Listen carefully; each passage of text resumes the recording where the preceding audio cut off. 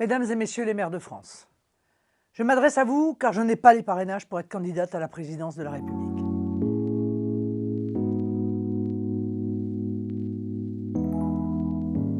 Cette situation est tellement indigne de la démocratie que des milliers d'entre vous n'arrivent pas à le croire. C'est pourtant vrai.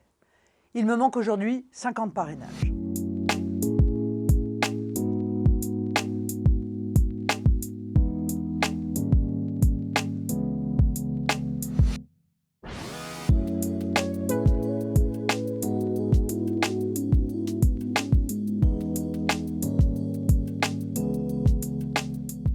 Ce message s'adresse évidemment à tous les camarades et aux sympathisants qui font ce boulot-là, de près ou de loin, de ne pas lâcher le morceau. Il faut qu'on arrive à obtenir ces 200 parrainages qui manquent. Ce message s'adresse aussi évidemment aux élus et aux maires, toutes celles et ceux qui hésitent pour telle ou telle raison, parce qu'ils ont peur et tout ça. Bon, ben voilà, il faut y aller parce qu'en fait, c'est eux qui ont la responsabilité de faire en sorte que finalement la démocratie soit respectée. C'est très dur.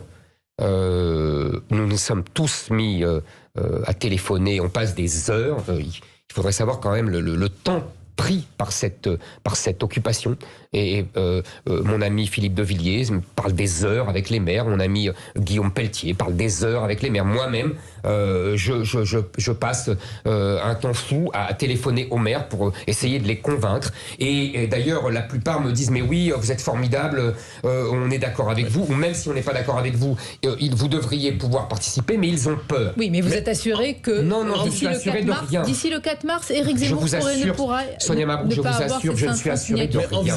Nous sommes quand même dans une interrogation démocratique. C'est-à-dire que ça voudrait dire qu'un processus démocratique qui a mobilisé, je l'ai dit tout à l'heure, près d'un demi-million de personnes qui se sont inscrites dans le corps électoral, que ce processus serait empêché par un dispositif administratif. C'est ça que ça veut dire.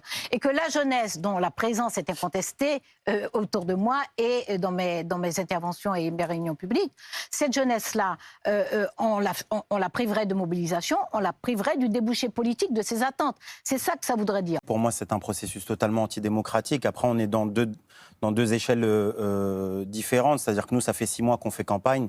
On a vu plus de 7000 maires, c'est-à-dire qu'on ne peut pas nous dire qu'on est une candidature folklorique, qu'on ne joue pas le jeu.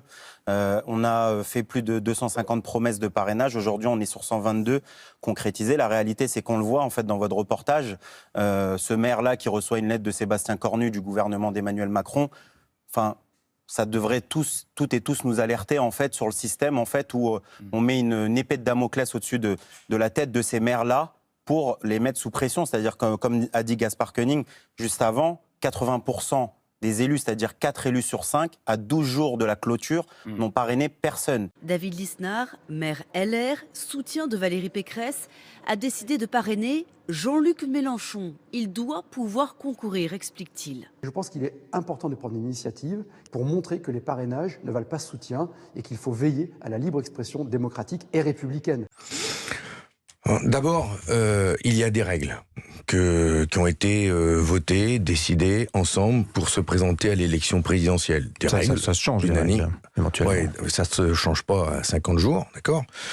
Si ça allait pas, fallait le dire. Il y a des règles aujourd'hui, des règles qui qui permettent aussi de garantir que ceux qui se présentent à l'élection présidentielle ne soient pas des aventuriers, des personnes qui pourraient menacer la République, des personnes qui n'aient pas une certaine comment dire, forme de respect de la part de ces 40 000 électeurs. C'est comme une sorte de prévalidation.